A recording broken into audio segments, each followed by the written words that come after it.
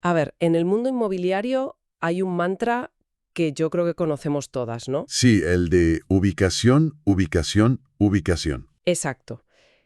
Pero, claro, la pregunta es, ¿qué significa eso realmente hoy en día? ¿Qué es una buena ubicación en el siglo XXI? Justo, porque hoy vamos a analizarlo desde una perspectiva muy moderna, centrada en dos factores que, bueno, a menudo van de la mano. La proximidad al transporte público y lo que llaman la caminabilidad.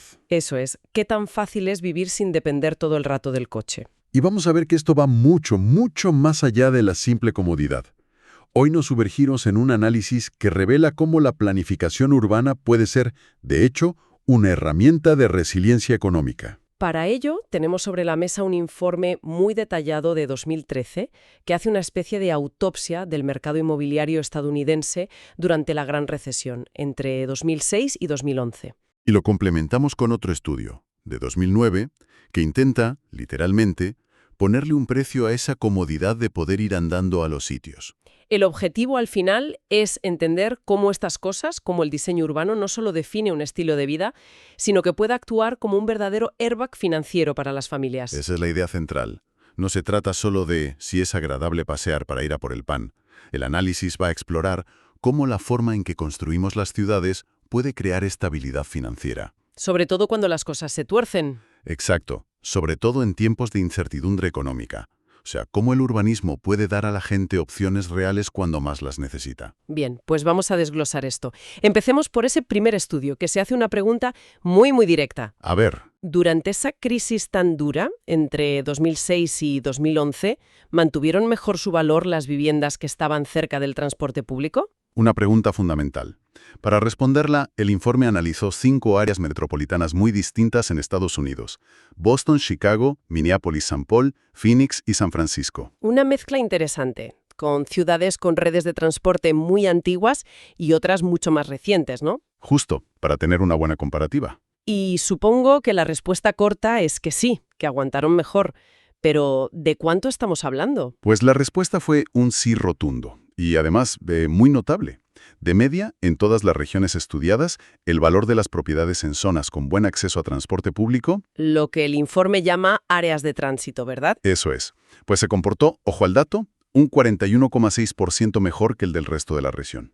Espera, un momento, ¿un 41,6%? Sí, sí. No estamos hablando de una pequeña diferencia, eso es un factor que, en la práctica, pudo decidir si una familia aguantaba la crisis o no. Totalmente. Es casi como si esas casas tuvieran un seguro antirrecesión incorporado. Es una analogía perfecta. No significa que sus precios no bajaran, porque la crisis fue para todos, pero la caída fue muchísimo menor. Actuó como un colchón financiero. Y si miras los datos por ciudad, el efecto es todavía más impresionante. Y aquí es donde se pone realmente interesante, ¿verdad? Totalmente. El caso más espectacular fue Boston. Allí, las viviendas en estas áreas de tránsito rindieron un 129% por encima del promedio de su región. Perdona, ¿puedes repetir esa cifra? 129%. Vaya. Eso no es aguantar mejor, es que parece que estaban en una realidad económica paralela. ¿Cómo es posible una diferencia tan abismal? Es una cifra que te obliga a releerla, sí. Boston tiene un sistema de transporte público muy antiguo, muy denso, muy integrado en los barrios. Parece que en momentos de máxima tensión el mercado valora esa infraestructura casi como un activo de primera necesidad. Claro. Y las otras ciudades, aunque no llegaron a ese extremo, también mostraron una resiliencia muy clara. En Minneapolis y St. Paul, el rendimiento fue un 48% superior. Que ya está muy bien. Y está muy bien, sí. En San Francisco y Phoenix, un 37%, y en Chicago, un 30%. El patrón es clarísimo. Pero me surge una duda. ¿Cualquier tipo de transporte público vale? O sea, ¿un autobús que pasa cada media hora en las afueras tiene el mismo efecto que una línea de metro en el centro? Intuyo que no. Tu intuición es correcta. Lo fascinante aquí es que el estudio demuestra que el tipo de transporte importa, y mucho. Ajá. Los sistemas que generaron mayor resiliencia en el valor de la vivienda fueron el metro pesado, el metro ligero y los sistemas de autobús de tránsito rápido, los conocidos como BRT. Perdona que te interrumpa. Para que nos hagamos una idea, ¿cuál es la diferencia clave entre un metro pesado y uno ligero? ¿Es la capacidad si va bajo tierra? Principalmente es una cuestión de capacidad y de separación de la vía. El metro pesado es el de alta capacidad que todas conocemos, como el de Madrid o Barcelona, que va por un corredor exclusivo, sin tráfico. El metro ligero a menudo es más como un tranvía moderno. Tiene menos capacidad y puede compartir parte del recorrido, aunque suele tener prioridad. Entendido. Ambos, junto al BRT, que son carriles bus exclusivos de alta frecuencia, ofrecen un servicio muy fiable. El tren de cercanías también ayudó, pero fíjate, en menor medida. ¿Y por qué esa diferencia? ¿Solo por la frecuencia del servicio? La frecuencia es clave, sí, pero hay algo más profundo. Y esto es crucial porque conecta con nuestro segundo informe. A ver. Las estaciones de estos sistemas de alto rendimiento suelen estar en barrios más densos, con mezcla de usos, viviendas, comercios, oficinas y, por lo tanto, mucho más caminables. Ah, claro. No es solo el transporte en sí mismo, es todo el ecosistema urbano que se crea a su alrededor. Me parece una idea fundamental. No es la parada de metro en medio de la nada, es la parada de metro que te deja en el corazón de un barrio vivo. Exacto. Pues profundicemos en eso con los ejemplos. Chicago es un caso de estudio perfecto, con su sistema maduro de dos redes. La CTA, que es el metro urbano, y Metra, el tren de cercanías. Y Chicago ilustra este matiz a la perfección. Las áreas cubiertas por el metro, por la CTA, fueron muchísimo más resilientes. Mantuvieron su valor un 47% mejor que el promedio. 47, ¿vale? En cambio, las zonas servidas por el tren de cercanías, Metra, aunque también aguantaron mejor, solo lo hicieron un 23% por encima de la media. Es casi el doble de resiliencia en las zonas del metro urbano. La diferencia es enorme. Exacto. Y la razón es el estilo de vida que permite cada uno. Una cosa es vivir en un barrio donde bajas de casa y tienes la panadería y la boca de metro en la misma manzana, que es el modelo CTA. Claro. Y otra es el modelo Metra, que es más de coger el coche para llegar a una estación en medio de un parking gigante y esperar el tren. El estudio calculó que un hogar en una zona CTA podía ahorrar casi $300 al mes en transporte. En una recesión, eso no es una cifra, es un salvavidas. Ni más ni menos. De acuerdo. Ese es el modelo de ciudad consolidada. Ahora vayamos al contraste. Phoenix, una ciudad del cinturón del sol estadounidense. Que para que se entienda son esas ciudades del sur y oeste de EU que crecieron masivamente después de la Segunda Guerra Mundial, con un modelo muy basado en la casa unifamiliar y la dependencia total del coche. Exacto. Pues en esa ciudad, diseñada para el coche, inauguran un sistema de metro ligero en 2008, en plena crisis. El resultado global es similar, un 37% mejor en las zonas de tránsito. Pero, si miramos el tipo de vivienda, hay un detalle increíblemente revelador. Sí, este es uno de los hallazgos más interesantes para mí. En Phoenix, los pisos y apartamentos se beneficiaron enormemente de la cercanía al nuevo metro. ¿Vale? Su valor se mantuvo mucho mejor. Sin embargo, y aquí está la sorpresa, las viviendas unifamiliares se comportaron mejor fuera de la zona de tránsito. Vaya, eso es completamente contraintuitivo. La interpretación que dan de que son dos tipos de compradores distintos tiene sentido, pero ¿no podría ser también una señal de un fallo en la planificación? ¿A qué te refieres? Pues a que quizás se construyó la línea de metro, pero no se hizo nada para que los barrios de alrededor fueran atractivos para las familias, que siguen buscando el modelo de casa con jardín y no lo encuentran ahí. Has puesto el dedo en la llaga. Esa es una lectura muy aguda y que plantea una pregunta importante. ¿Cuál? Sobre cómo introducimos el transporte público en ciudades que no fueron diseñadas para ello. No basta con poner las vías. Hay que recalificar el suelo, permitir más densidad, fomentar el comercio. En fin, hay que construir el barrio alrededor de la estación. Claro, no solo la estación. Eso es. En Phoenix, el metro atrajo una demanda específica, probablemente gente más joven, profesionales, para un tipo de vivienda específica. Pero no logró cambiar, al menos en ese momento, el paradigma de la vivienda familiar. Me llama la atención algo que has repetido. Los sistemas de transporte que mejor funcionan están en barrios más densos y caminables. Así es. Parece que el transporte público por sí solo no es la bala de plata, sino que es una pieza de un puzzle más grande.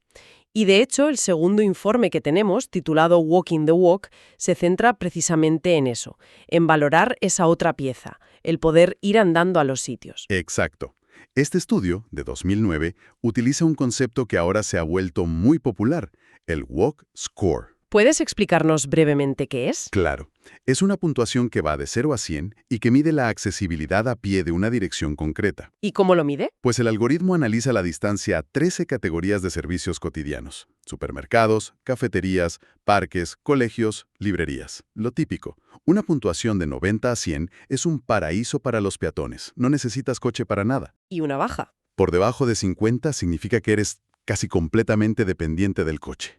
Y para saber cuánto vale eso en dinero, el estudio usa una técnica estadística que suena muy seria: regresión hedónica. Suena complicado, sí, pero la idea es sencilla. Es un método que permite aislar el valor de una característica muy específica de una casa. En este caso, su caminabilidad. Eso es. La aísla del resto de sus atributos: el tamaño, la antigüedad, el número de habitaciones. Así puedes saber qué parte del precio se debe exclusivamente a que puedes ir andando a los sitios. Perfecto. Entonces, la pregunta del millón: ¿cuál es el valor económico de tener un buen Walk Score? Pues los resultados son bastante claros. El estudio analizó más de 90.000 ventas de viviendas en 15 mercados distintos y encontró que cada punto adicional en el Walk Score puede aumentar el valor de una vivienda entre $500 y $3.000. Perdona, entre 500 y 3.000 dólares por un solo punto. Por un solo punto. Es una auténtica barbaridad. O sea, pasar de un Walk Score de 70 a uno de 80, que puede ser la diferencia de que te abran un supernuevo a 5 minutos, podría revalorizar tu casa en decenas de miles de dólares. Exacto. El rango es amplio porque depende mucho del mercado de cada ciudad. Pero la tendencia es inequívoca. Para ponerlo en una perspectiva más general, la prima de precio por una casa con una puntuación por encima de la media, en comparación con una media, puede oscilar entre $4.000 y $34.000. El estudio da un ejemplo concreto de Charlotte, en Carolina del Norte, que es muy revelador. Esos $30.000 de diferencia que mencionan son muy llamativos. Pero, ¿qué significa ese salto en caminabilidad en el día a día? No es solo tener un supermercado cerca, ¿verdad? Exacto. Esa significa una proximidad completa a otras cosas como, por ejemplo, comedores, kioscos y cines. No, para nada. Y esa es la clave. Es la diferencia entre un barrio diseñado para coches y uno para personas. Implica aceras más anchas, más seguridad para que los niños puedan ir solos al cole, más vida en la calle, comercios locales que prosperan. Entiendo. Esa prima de $30.000 no es solo por la comodidad, es por comprar el acceso a una comunidad más vibrante y a un estilo de vida diferente. O sea que no pagas por no tener que coger el coche, pagas por la vida de barrio que eso genera. Precisamente. Y es algo que se nota a nivel personal. Yo antes vivía en una zona de coche para todo, y no te das cuenta del estrés, el tiempo y el dinero que pierdes hasta que te mudas a un sitio donde puedes bajar a por el pan, tomar un café y dejar un paquete en correos en un paseo de 15 minutos. Ya. Esa calidad de vida es, en el fondo, por lo que la gente está dispuesta a pagar miles de euros más.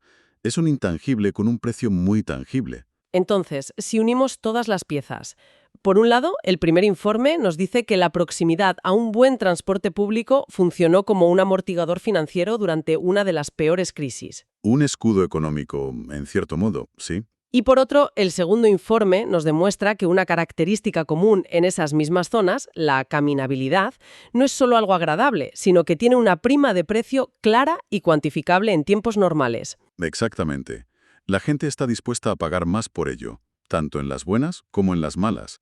Los dos estudios se refuerzan mutuamente de una manera muy potente. Entonces, ¿qué significa todo esto? ¿Cuál es la gran conclusión que podemos sacar? Pues si conectamos esto con el panorama general, vemos que no estamos hablando solo del mercado inmobiliario, estamos hablando de cómo el diseño de nuestras ciudades crea resiliencia económica a nivel de hogar. Ajá. Las ubicaciones con buen transporte y alta caminabilidad ofrecen a las familias algo increíblemente valioso: opciones. La palabra clave vuelve a ser opciones. Siempre.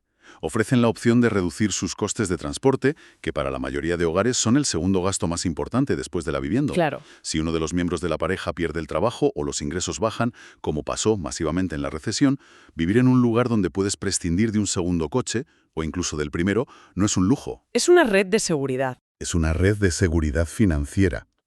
Y esa flexibilidad, ese valor intrínseco de tener alternativas, es lo que el mercado inmobiliario reconoce y refleja en el precio.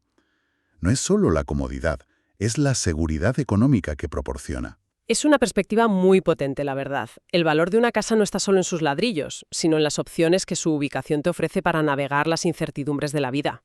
Y esto me lleva a una reflexión final, si me permites. Por supuesto. Los informes que hemos analizado se basan en datos de hace más de una década. Estudian cómo la infraestructura que ya existía influyó en el valor en el pasado.